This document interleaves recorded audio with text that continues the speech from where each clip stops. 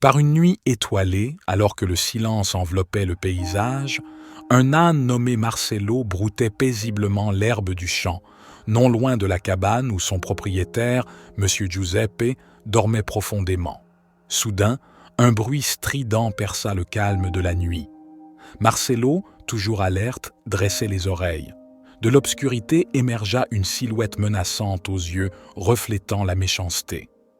Avant que Marcello ne puisse émettre un son d'avertissement, l'homme a rapidement appliqué une muselière, étouffant toute tentative d'appel à l'aide.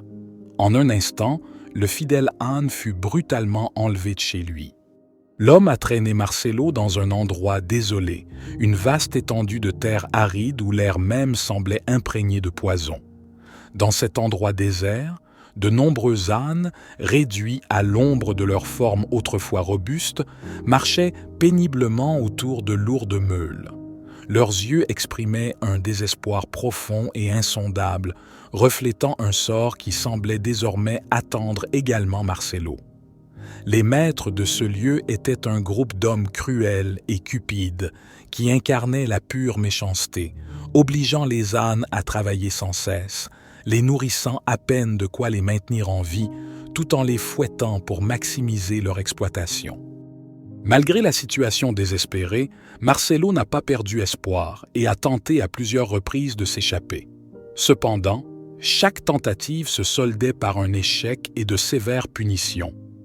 Chaque coup de fouet qu'il recevait semblait lui voler un morceau de son âme, l'affaiblissant de jour en jour. En moins d'une semaine, il se retrouve au bord du désespoir total.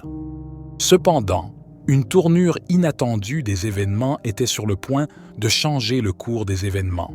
Un jour, alors que les portes de la propriété étaient temporairement ouvertes en raison d'un dysfonctionnement, Marcello aperçut une opportunité qui ne se représenterait guère. Il était si faible et maigre que les chaînes autour de ses pieds s'étaient desserrées. Alors qu'il luttait contre la peur des conséquences possibles d'une nouvelle évasion, une voix le fit sursauter. Une pie, aux plumes blanches comme neige et aux yeux pleins de sagesse, se posa à côté de lui et l'exhorta. « Marcello, pourquoi hésiter? C'est peut-être ta dernière chance. Ne la laisse pas filer. » La pie, qui avait tout observé du haut d'un arbre voisin, encouragea Marcello avec une telle conviction que l'âne trouva le courage d'agir. Sans plus d'hésitation, il s'est libéré des chaînes et a rapidement fui le domaine. La pie volait à ses côtés, le guidant tout au long du chemin. Malgré la fuite, les cruels propriétaires terriens ne sont pas restés impuissants. Ils montèrent rapidement à cheval et poursuivirent Marcello. À ce moment, le destin semble conspirer contre lui. Une pluie violente se met à tomber, transformant le sol en une boue gluante qui empêche sa fuite. Marcello, déjà affaibli par la malnutrition et l'effort, avait du mal à maintenir son équilibre, trébuchant sur des bûches et des pierres.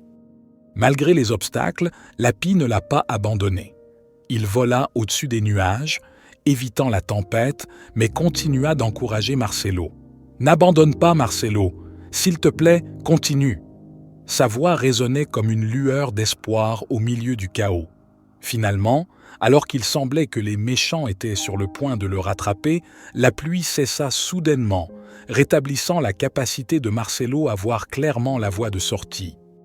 Avec un esprit d'espoir renouvelé, Marcello remarqua que le village de son véritable propriétaire, M. Giuseppe, n'était qu'à 300 mètres.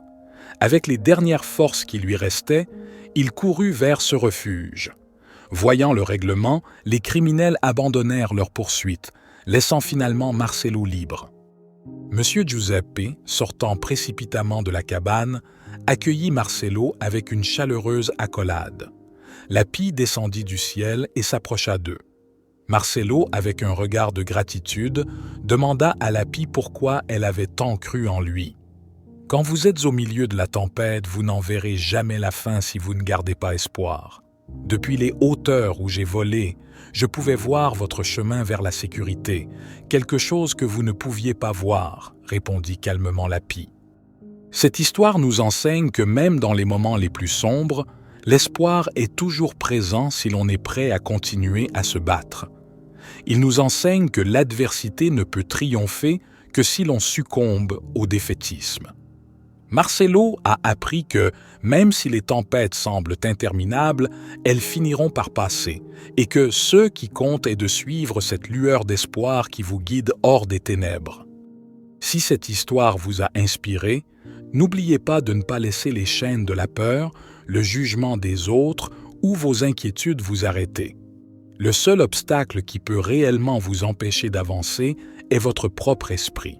Considérez ce conte comme une invitation à surmonter les tempêtes de la vie et à comprendre que la liberté vous attend.